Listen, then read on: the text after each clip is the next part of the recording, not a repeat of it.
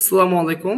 এটা হচ্ছে একটা লোডসেল কন্ট্রোলারের কম্পিউটার ডিজাইন। আমরা যারা প্রোগ্রাম করি তারা আগে কম্পিউটার চেক করি। কম্পিউটার চেক করার পরে যখন এটা আমরা ওকে হয়, দেন তারপর আমরা এটা হার্ডওয়্যার তৈরি করি। হার্ডওয়্যার হচ্ছে এইগুলি। তো আমরা যখন দেখি যে আমাদের কম্পিউটার প্রপারলি কাজ করতেছে, তারপর আমরা হার্ডওয়্যার তৈরি করি।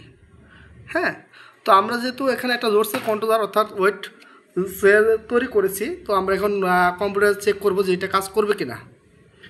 তো আল্লাহর মতো আমরা শুরু করতেছি। আমরা শুরু করলাম। তো এখানে সে দেখাইতেছে যে ক্যালিব্রেশন, অর্থাৎ সে লোড সেলটাকে ক্যালিব্রেশন করতেছে। তো আমরা একটু ওয়েট করি। আচ্ছা, এখন সে মেজারমেন্ট ওয়েট গ্রাম দেখাইতেছে 0 0। তো আমাদের কম্পিউটার যে ডিজাইন করতেছে এখানে লোড সেল বলতে আমরা এটাকে বুঝাইতেছি। হ্যাঁ, তো আমরা যখন লোড সেলের উপর কোনো ওয়েট দিতেছি তখন দেখেন এটার সাথে সাথে এখানে শো করতেছে। অর্থাৎ কি সে ক্যালিব্রেশন করে ওয়েট সেলের উপর যে আমাদের লোডটা পড়তেছে সেটা ক্যালিব্রেশন করে সে আমাদের সিস্টেমের ডিসপ্লেতে শো করতেছে। আচ্ছা, এখানে আমরা 50 গ্রাম একটা লোড দিয়ে রাখছি।